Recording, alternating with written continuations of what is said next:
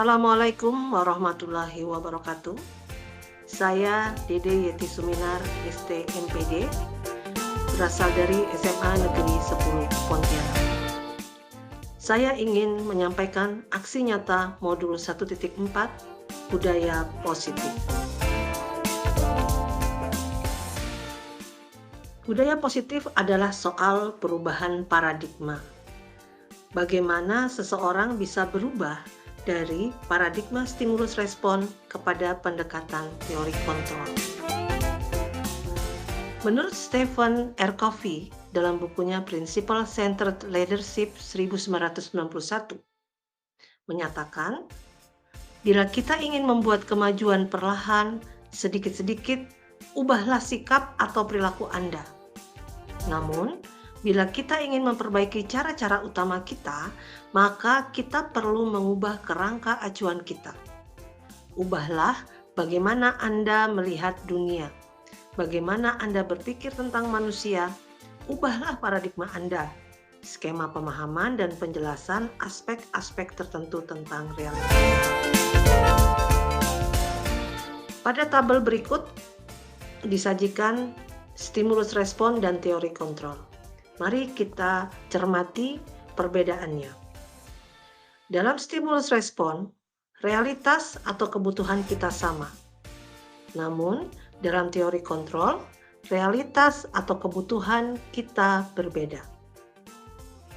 Dalam stimulus respon, semua orang melihat hal yang sama.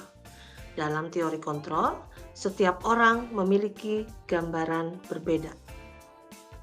Dalam stimulus respon, kita mencoba mengubah orang agar berpandangan sama dengan kita.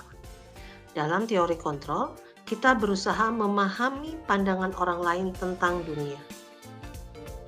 Dalam stimulus respon, perilaku buruk dilihat sebagai suatu kesalahan. Dalam teori kontrol, semua perilaku memiliki tujuan. Dalam stimulus respon, orang lain bisa mengontrol Anda. Dalam teori kontrol, hanya Anda yang bisa mengontrol diri Anda sendiri. Dalam stimulus respon, saya bisa mengontrol orang lain. Namun, dalam teori kontrol, Anda tidak bisa mengontrol orang lain.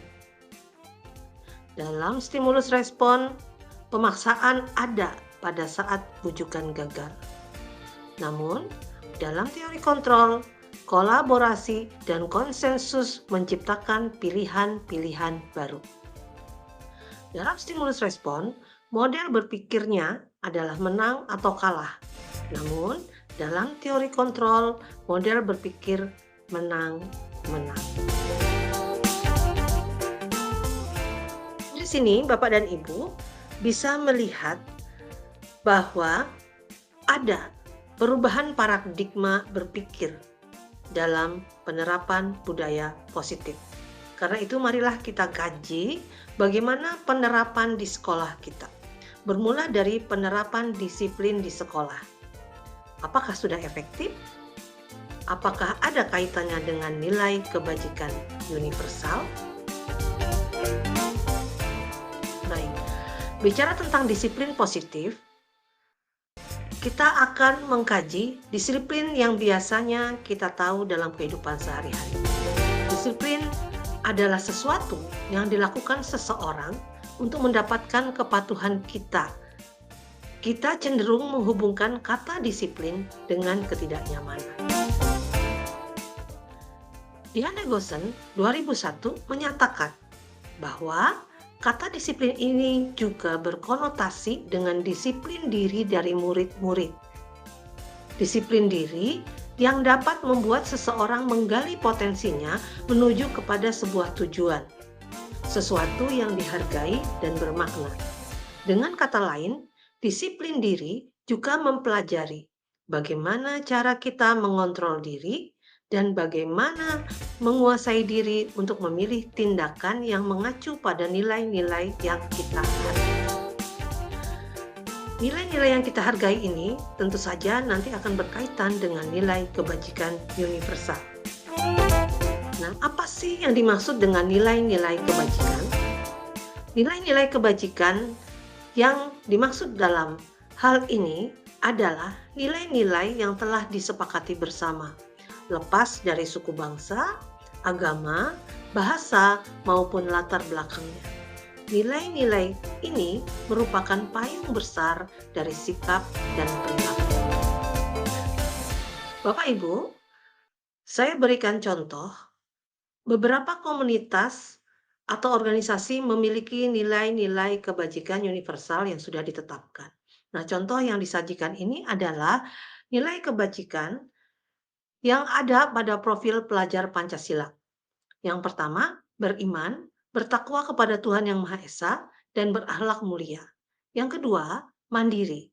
Yang ketiga, bernalar kritis. Yang keempat, berkebinekaan global.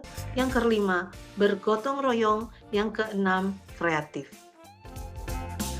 IBO Primary Yes Program juga memiliki nilai-nilai kebajikan yang sudah disepakati. Di antaranya, yang pertama toleransi, yang kedua rasa hormat, yang ketiga integritas, yang keempat mandiri, menghargai, antusias, empati, keingintahuan, kreativitas, kerjasama, percaya diri, dan komitmen. Dan ini, budaya positif yang mengandung nilai-nilai kebajikan yang akan saya terapkan dan akan saya bagikan di sini adalah keyakinan kelas dan segitiga restitusi. Yang pertama adalah keyakinan kelas. Keyakinan kelas bersifat lebih abstrak daripada peraturan yang lebih rinci dan konkret. Keyakinan kelas berupa pernyataan-pernyataan universal.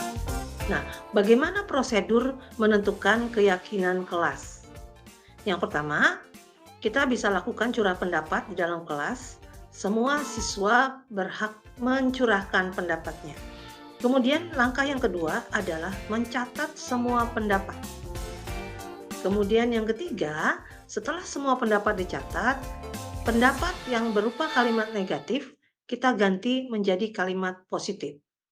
Langkah yang keempat, dari semua yang sudah terkumpul tersebut, kita harus temukan nilai kebajikan universalnya. Setelah itu, langkah yang kelima adalah kita tinjau ulang, baru disetujui oleh semuanya. Langkah terakhir, setelah keyakinan kelas disetujui, lekatkan di tempat yang terlihat. Bapak Ibu, ini adalah contoh curah pendapat yang saya peroleh ketika membuat keyakinan kelas di kelas 10C.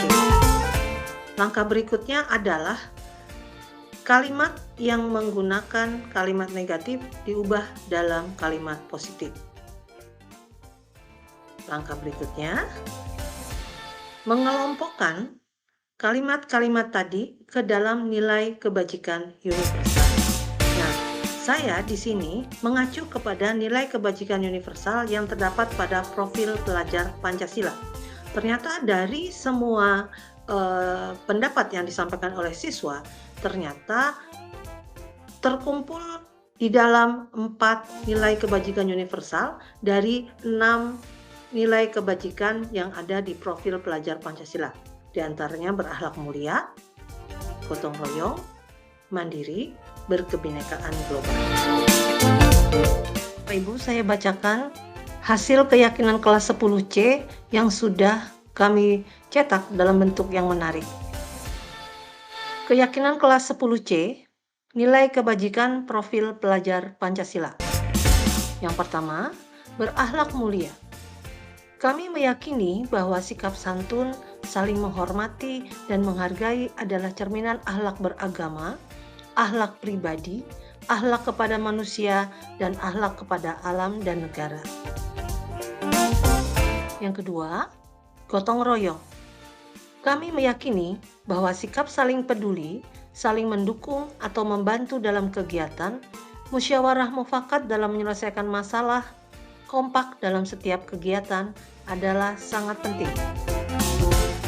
Yang ketiga, mandiri. Kami meyakini bahwa sikap bertanggung jawab terhadap proses dan hasil belajar serta kemampuan mengatur diri adalah sangat penting. Yang keempat, berkebinekaan global. Kami meyakini bahwa sikap menghargai perbedaan, toleransi agar tidak timbul perpecahan adalah hal yang sangat penting. Berikut adalah dokumentasi prosedur pembuatan keyakinan kelas. Yang foto pertama adalah ketika sedang menghimpun curah pendapat dari siswa-siswi kelas 10C. Yang kedua adalah kondisi ketika siswa-siswi sedang mencurahkan pendapatnya. Kemudian ini foto yang berikutnya adalah keyakinan kelas yang sudah jadi, yang akan kita tempel di dinding sehingga terlihat dengan jelas oleh seluruh siswa. Berikutnya, budaya positif yang saya terapkan adalah segitiga restitusi. Restitusi adalah proses menciptakan kondisi bagi murid untuk memperbaiki kesalahan mereka, sehingga mereka bisa kembali pada kelompok mereka dengan karakter yang lebih kuat. Gosen 2004. Segitiga restitusi ini terdiri dari 3 langkah pokok. Yang pertama, menstabilkan identitas. Yang kedua, validasi tindakan yang salah. Yang ketiga, menanyakan keyakinan. Restitusi juga merupakan proses kolaboratif yang mengajarkan murid untuk mencari solusi untuk masalah mereka dan membantu murid berpikir tentang orang seperti apa yang mereka inginkan dan bagaimana mereka harus memperlakukan orang lain. Menurut Chelsom Gosen 1996. Ini adalah segitiga restitusi. Sisi paling bawah ini adalah menstabilkan identitas.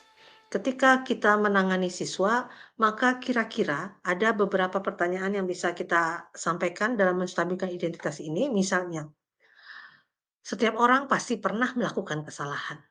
Atau misalnya, kamu bukan satu-satunya yang pernah melakukan ini. Nah, ini termasuk di dalam menstabilkan identitas. Kemudian, sisi sebelah kiri adalah validasi tindakan yang salah. Dalam proses segitiga restitusi, bisa saja menggunakan kalimat seperti, kamu tentu punya alasan mengapa melakukan itu. Atau misalnya, adakah cara yang lebih efektif untuk mendapatkan apa yang kamu butuhkan selain dengan cara seperti itu? Bapak Ibu, langkah berikutnya adalah sisi sebelah kanan, menanyakan keyakinan. Contohnya, keyakinan kelas apa yang telah kita sepakati? Atau misalnya, kamu sebenarnya ingin menjadi orang yang seperti apa? Kesadaran apa yang ada dalam diri kamu untuk memperbaiki kesalahan ini? Ini adalah dokumentasi yang sudah saya lakukan ketika berbagi kepada rekan guru mengenai budaya positif. Yang paling kiri atas adalah ketika dalam suasana santai, ini melakukan diskusi, berbagi kepada guru tentang budaya positif. Kemudian yang foto kedua, ketiga, dan keempat ini dilakukan dengan suasana yang lebih formal, berbagi kepada Bapak Ibu Dewan Guru juga. Nah, foto ini adalah tautan YouTube saya yang menunjukkan telah melakukan segitiga restitusi kepada seorang siswa. Jadi ini adalah praktik segitiga restitusi yang sudah diupload di YouTube. Bapak Ibu, demikian aksi nyata modul 1.4 mengenai budaya positif. Terima kasih sudah menyaksikan video saya.